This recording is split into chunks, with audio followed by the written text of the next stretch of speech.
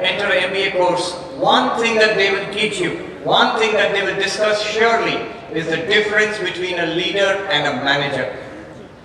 I'll speak in Hindi and English. I'll combine both. आप जब कभी अगर कोई MBA पढ़ने जाए तो आप देखोगे कि वो लीडर और मैनेजर में फर्क क्या होता है, ये पहले आपको सिखाएंगे.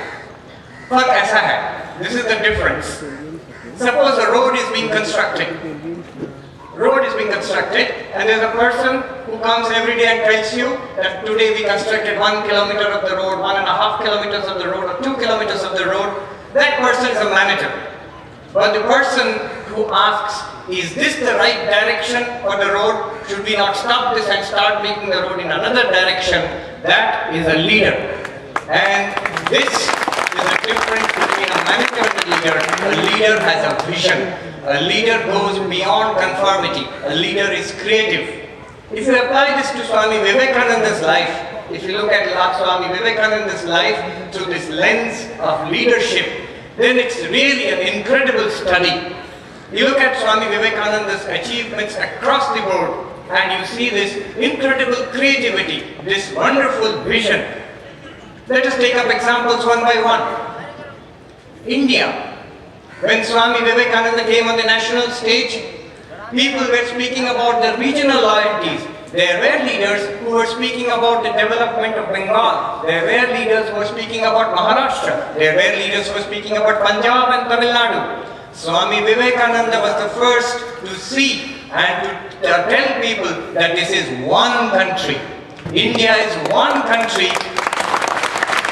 Today it is a well-known fact. But who gave us this fact? It was Swami Vivekananda. In fact, within 10 to 20 years of Swami Vivekananda's advent, every national leader, every social reformer, every literature in the country, across this country, was speaking of India as one country. Look at Swami Vivekananda's vision. What Swami Vivekananda did for the masses, what he did for the women, just now Dr. Pandey has discussed so eloquently. When people were speaking about reforms for a few people in the elite section of society, Swami Vivekananda said the cause of India's downfall is neglect of the masses, is neglect of the women. Therefore, Swami Vivekananda says, from now on, the watchword is the masses and women. Swami Vivekananda was asked once, what do you think about widow remarriage? विधवाओं को फिर से शादी करने की अनुमति दी जाए या ना दी जाए? At that time, this was a very big issue. And there were people, orthodox people, who said, this is against religion, this is against custom. Widows should not be allowed to remarry. कुछ लोग कहते थे कि विधवाओं को शादी करने का, पुनः शादी करने का अनुमति ना दी जाए. And there were others who said, they were reformers. They said that widows should be allowed to remarry. What did Swami Vivekananda say? Very interesting.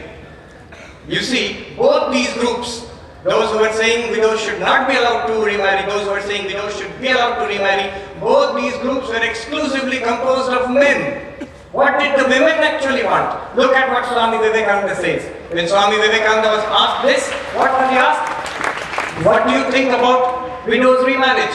He said, am I a widow that you should ask me? मैं क्या विधवा हूँ आप मुझसे ये पूछ रहे हैं?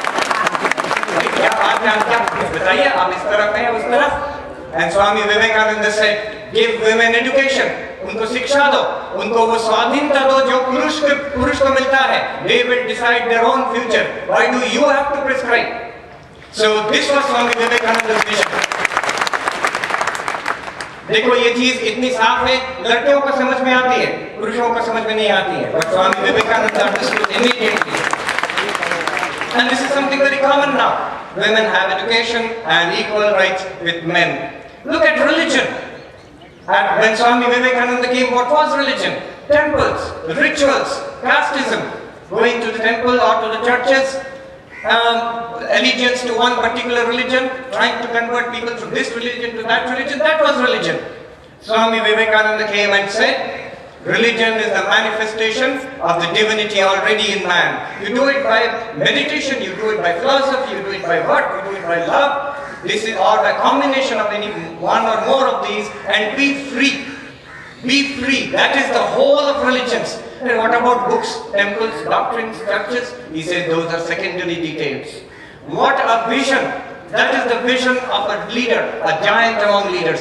A couple of days back, somebody was talking about the new category of spiritual but not religious.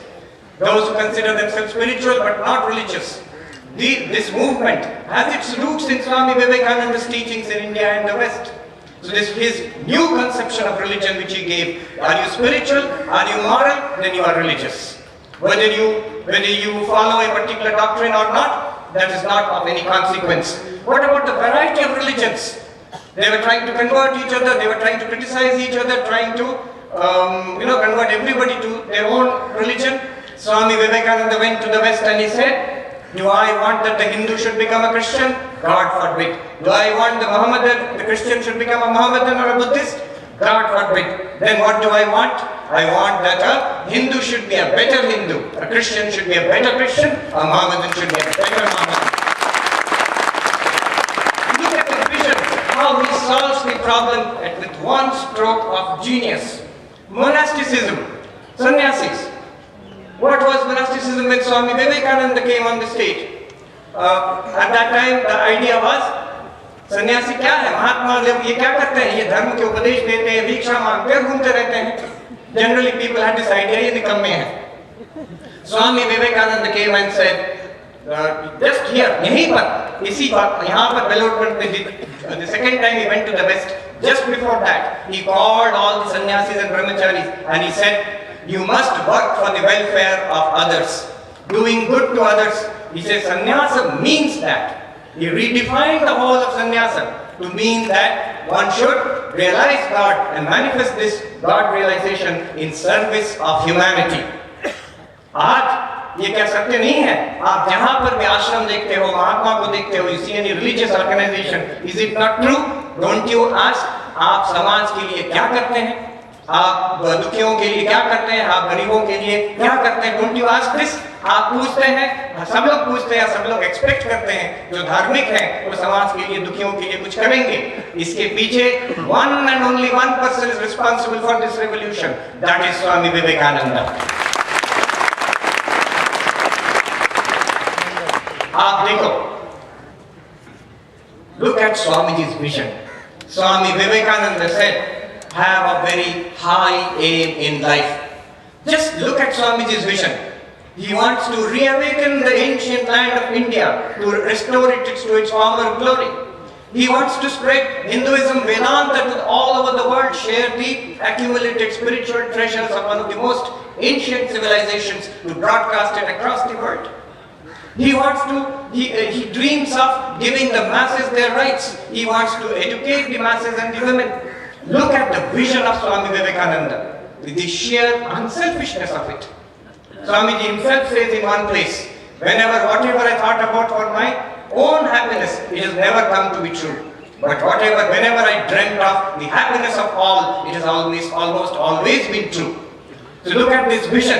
Swami Vivekananda says, I have a very high goal in life. But if I ask, I'm sure, if I ask most of the young boys and girls present here, आपसे अगर पूछे, आपका जीवन का उद्देश्य क्या है? I am quite sure most of you will say, ज़्यादातर लोग बोलेंगे, जीवन का उद्देश्य वैसे ऐसा कुछ नहीं है खास. Most of you will say, nothing particularly, I really have not thought about it. देखो आप बुरा मत मानना, लेकिन एक चीज आपको बताते हैं, आप में और इनमें जो इधर बैठे हुए हैं और इनमें ये सामने जो गेरुआ धानी और उजला वस्त्र पहने बैठे हुए, एक बहुत बड़ी फर्क है. There is one big difference. What is the difference? When I ask you what is your aim in life, you are not very sure, most of you. If I ask any one of them, किसी को इनमें से भी और किसी को वहां पर भी जो बैठे हुए सबको, किसी को भी हम पूछे, any one of them, they will straight away tell you the aim in life. They will not hesitate 1 second also. Atmano mokshartam jagatitaya cha बोल देंगे. This is the aim in life. Now you see. But yeah, this is the difference. We are ordinary people. They will all of us will admit without hesitation, we are quite ordinary people.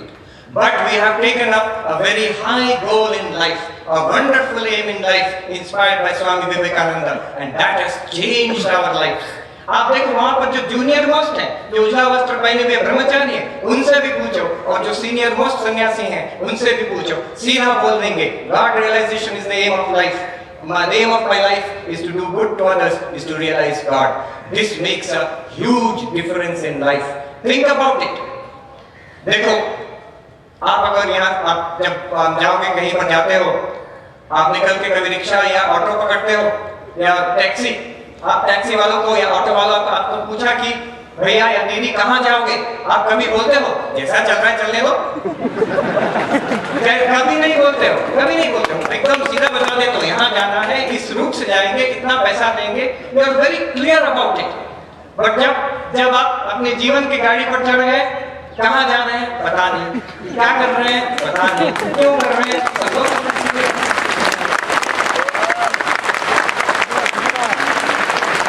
have a goal in life. Let it be a very high ideal in life, and you will see how magically your life is transformed. ये goal in life तो ठीक है, लेकिन how to realize this? How to realize this goal in life? Swami Vivekananda speaks about having the heart to feel for others. Remember, the goal in life does not come from thinking. This is another great defect of modern management theories. They think goals and objectives are set by theory, by thinking, by cognition. Swami Vivekananda says, your goal in life should come from what you want. Let your own highest ideal be the goal in life. Whatever you want among all those things, whatever is the highest, the noblest, let that be your goal in life. That's what Swami Vivekananda said. Development of the heart. He says, you develop the heart. What does it mean? Feeling for others. Feel for others. Let it be reflected in your behavior. Development of the head. Plan logically. Reason it out. Be critical in your thinking. And find out a way of implementing your plans. Development of the head and development of the hand. The ability to work not only yourself but in a group with others. Development of the 3H, head, heart and hand. ये एक बहुत बड़ी बात है in the leadership philosophy of Swami Vivekananda. You know how he used to inspire people. In modern management, one great area is motivation. All managers are interested, how can I motivate myself and the workers around me? Let me tell you one interesting thing about Swami Vivekananda.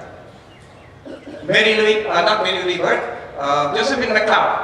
Josephine MacLeod, one of the disciples of Swami Vivekananda, she used to call herself a friend of Swami Vivekananda, and she says she had met many great people in her life. She says, I've met many great people. I met the Tsar of Russia, and when I met the Tsar of Russia, I felt how great he is and how small and insignificant I am. But when I met Swami Vivekananda, I felt how great he is and how great I am.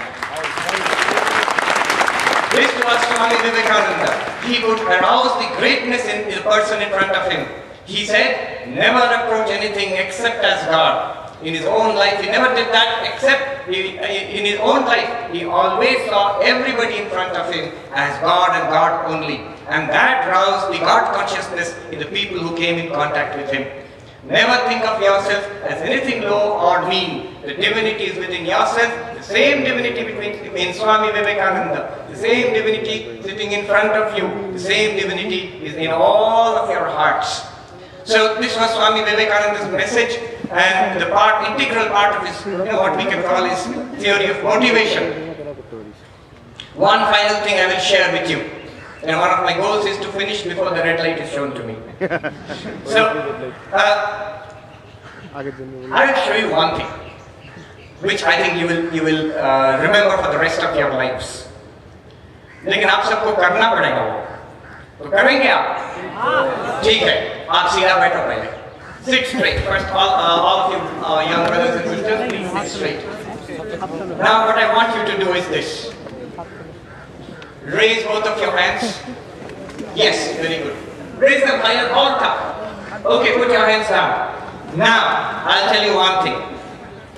I asked you to raise your hands, you raised your hands. Then I asked you to raise them a little more, and you raised them a little more, showing that the first time you had not raised it to the maximum possible extent.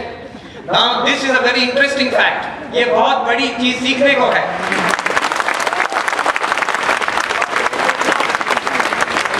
ताली तो बजा दी, लेकिन सीख क्या है इससे? सीख ये है, देखो, this is what you learn from it. बात यह है कि जो काम हम करते हैं, ये हम एक मनुष्य की साइकोलॉजी है, जो भी हम करते हैं, जितना कर पाते हैं, हमारा जो कितना कैपेसिटी जितना है, उतना तक कमी नहीं करते हैं, थोड़ा कम करते हैं हम। यही सीख मिलता है हमको। तो इससे क्या क्या समझते हैं हम कि there is always scope for improvement. Whatever you are doing, remember, the work that you are doing today, you can do it better because you are not doing it to the fullest possible extent that you can. It's a fact. आप खुद अपने आप को पूछ के देखो, जो मैं सोचता हूँ, पढ़ाई करता हूँ, am I doing it to the fullest possible extent that I can do right now? You will find the answer is no. I can do better. My feelings for others, my behavior towards others, am I doing it to the best possible extent that I am capable of? The answer you will find, नहीं, और भी अच्छा थोड़ा सा बेहतर कर सकते हैं हम, नहीं कर रहे हैं। The work that I am doing, can I do it a little better? Obviously, जो काम करते हैं, जो खेल खेलते हैं, सब जगह में, I am sure all of you will admit to yourselves, we will all admit to ourselves that we can do better than what we are doing now. Swami Vivekananda says, take every person from where he or she is and give them a lift. Wherever we are, we can make our lives better. This is a tremendous message of Swami Vivekananda.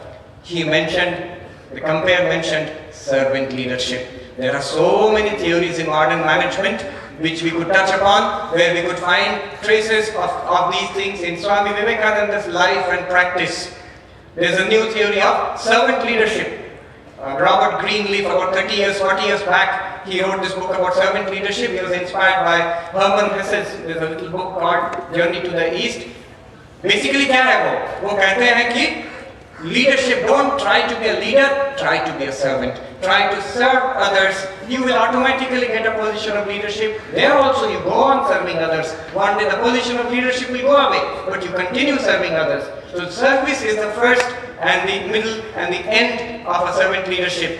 So this idea was very much there in Swami Vivekananda. Swami Vivekananda writes to his brother disciples, be a servant of servants. Dasasya dasa. Then only you can be a leader. He says you must accommodate 1,000 minds. Remove every trace of selfishness. Remove every trace of jealousy. Then alone you can be a leader. Swami Vivekananda taught this servant leadership. In fact, he never used this term, but he conveyed this philosophy to anyone he met. To the Maharaja of Mysore, he writes, they alone who live for others, the rest are more dead than alive. So this message he gave to many leaders at that time. Swami Vivekananda was a born leader. Roma Rolla writes, Swami Vivekananda was, he says, Swami Vivekananda's preeminent characteristic was kingliness. He was a born king and nobody ever came near him, either in India or America, without paying homage to his majesty. Mary Louis Burt, writing about Swami Vivekananda, says, leadership was implicit in Swamiji's very being. So this is Swami Vivekananda. In conclusion, in the end, I would like to say to you that when you go away from this youth convention, you take away one thing from here, and that thing is Swami Vivekananda. Take Swami Vivekananda back with you in your own lives. अपने जीवन में, अपने घर में, आप स्वामी विवेकानंद को लेके जाइए अपने साथ. आप देख रहे हैं अभी I don't know if you noticed. Among the speakers here, there are two speakers who said we attended the 1985 youth convention. 25 साल पहले वो ये youth convention में आए हुए थे और इसी यहीं पर वो प्रोग्राम हुआ था और आज यहाँ पर वो वक्ता के रूप में आए हैं. Definitely, you all can enlighten yourself and fill your lives with joy, become blessings to rest of humanity if you take Swami Vivekananda with you. Thank you very much.